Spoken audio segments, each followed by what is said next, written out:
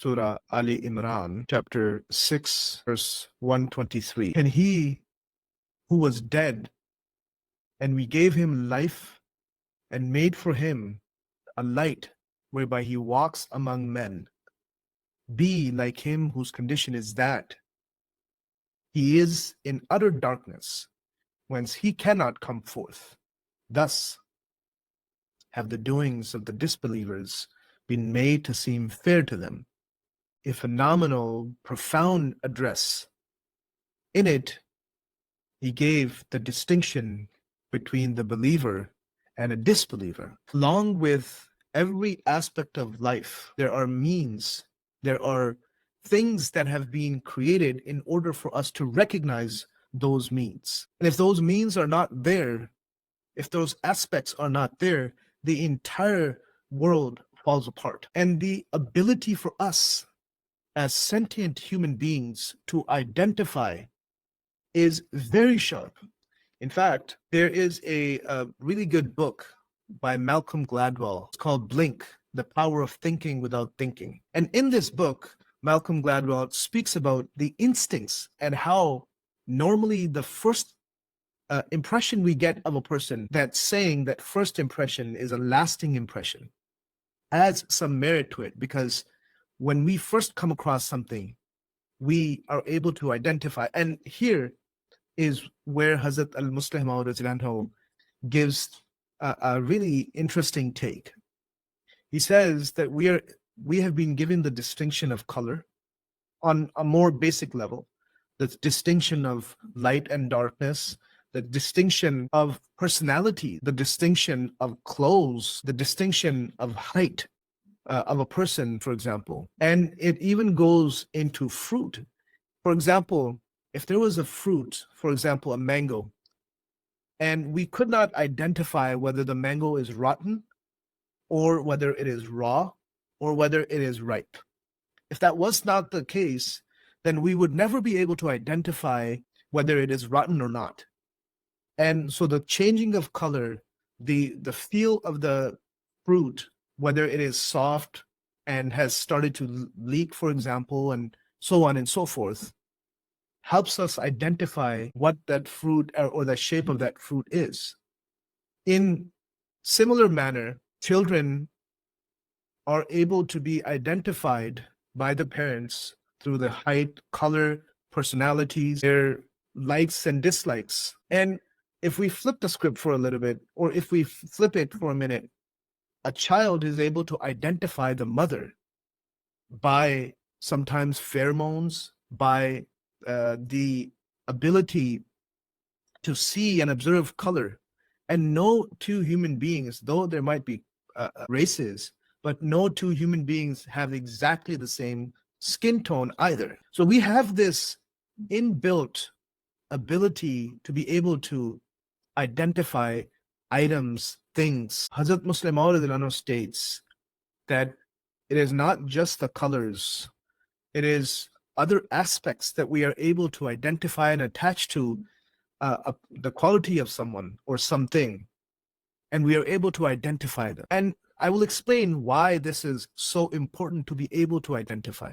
That when everything is identifiable, distinguishable, then how is it possible that something that is the most valuable, the most important, that one cannot identify it? The mind cannot even fathom or accept the fact that when there is the ability to distinguish from lentils and from barley and from various other fruits, even the fruits themselves, whether it is ripe or rotten and so on and so forth, people and faces and color tones and tribes and all of these things that Allah has created for the ability for us to be able to distinguish from them. Then how is it possible that we cannot distinguish Iman or faith from disbelief? This is where Allah Ta'ala states, can he who was dead and we gave him life and made for him a light whereby he walks among men, be like him whose condition is that he is in utter darkness, whence he cannot come forth? Hazrat Musleh Maud states that person is able to identify visible things. But what is important, what is interesting to note is this book by Malcolm Gladwell that also speaks about the subconscious and how an individual is able to identify things even without consciously knowing it. And one such example can be when you or a spouse of yours starts to act different, or a friend of yours starts to act different. You're immediately able to identify that behavior because that behavior is not in line with the norm. Or if a person has mental health issues, you're able to easily identify, or at the very least subconsciously identify, that there is something that is off about a person. In the similar fashion, how is it possible that we may not be able to identify the good from the bad, from the belief from disbelief? Because if that was the case, then no one will be able to attain it and achieve it. दुख और तकलीफ में हो, ये दोनों बराबर हो, तो ये हो नहीं सकता. Hazrat Musleh Maud anhu, that if this was the case, then no one, as mentioned before, would be able to identify what truth is from falsehood, what righteousness or what Iman and faith is from disbelief. And in this case, and as a result of this, if this was the case, then he would not be able to identify the true religion, because then he would have to first test out Christianity, Buddhism, and thousands of other religions in order for him to come to the right religion. It would be as though it is a sort of a drink that is there in front of you, but you are not able to identify which drink it is. And so you have to try thousands of drinks until you finally realize just by tasting it that this was the drink that I wanted to have.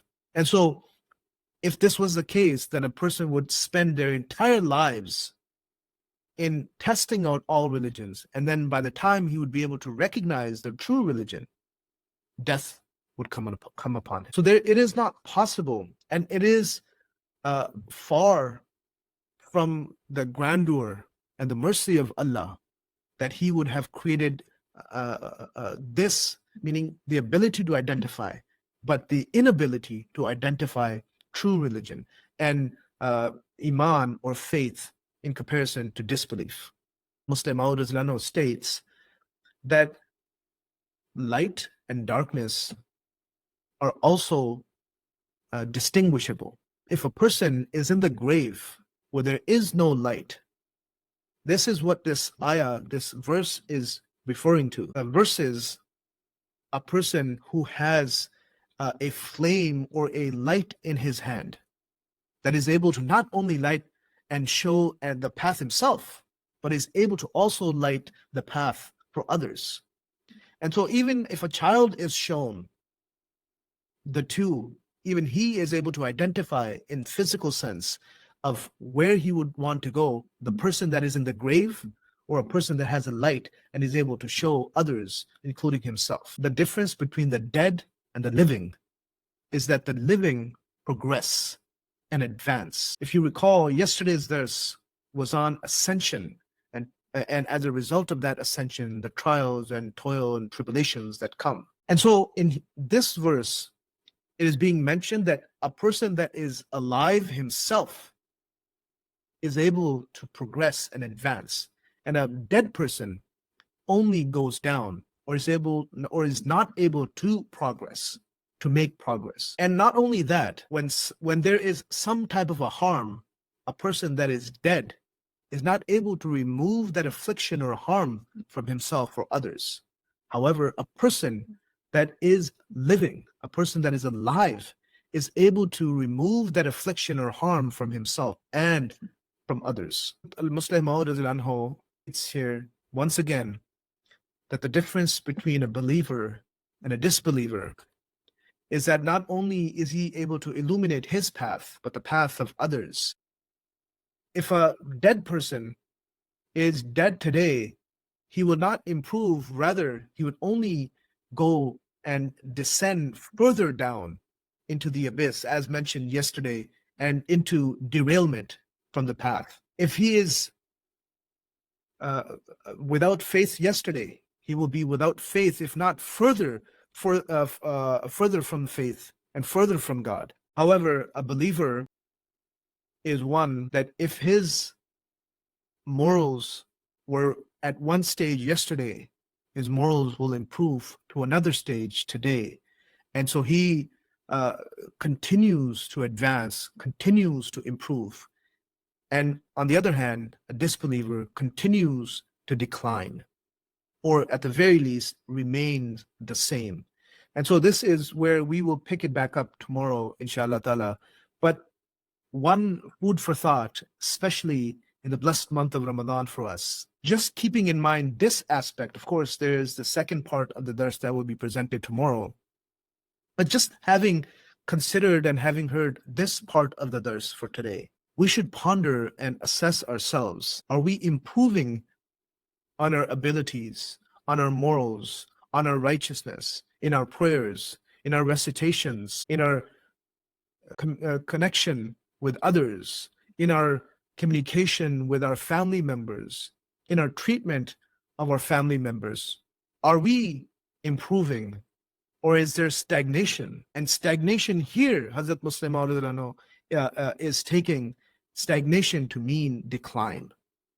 So if there is a stagnation, this is a moment of reflection, especially now that we have passed and completed the first 10 days of the blessed month of Ramadan. My dear brothers and sisters, elders and children, if you may be listening, do not let this blessed month pass by without clearly being a believer or a mu'min or someone that has continuous progress, continuous advancement in righteousness, in nearness to Allah. Let us write a letter to Hazrat Khalifatul Masih Ayyadullah Ta'ala ibn Aziz. Let us call a brother or a sister we have not spoken to, whether it is blood relative or a Jamaat member that we have not spoken to in a while, and just say salam to them. Let us treat our children with more compassion and give them acknowledgement. Let us treat our family members, our wives and our husbands with the utmost respect and love and kindness, one that was portrayed by the Holy Prophet Muhammad sallallahu alaihi wasallam.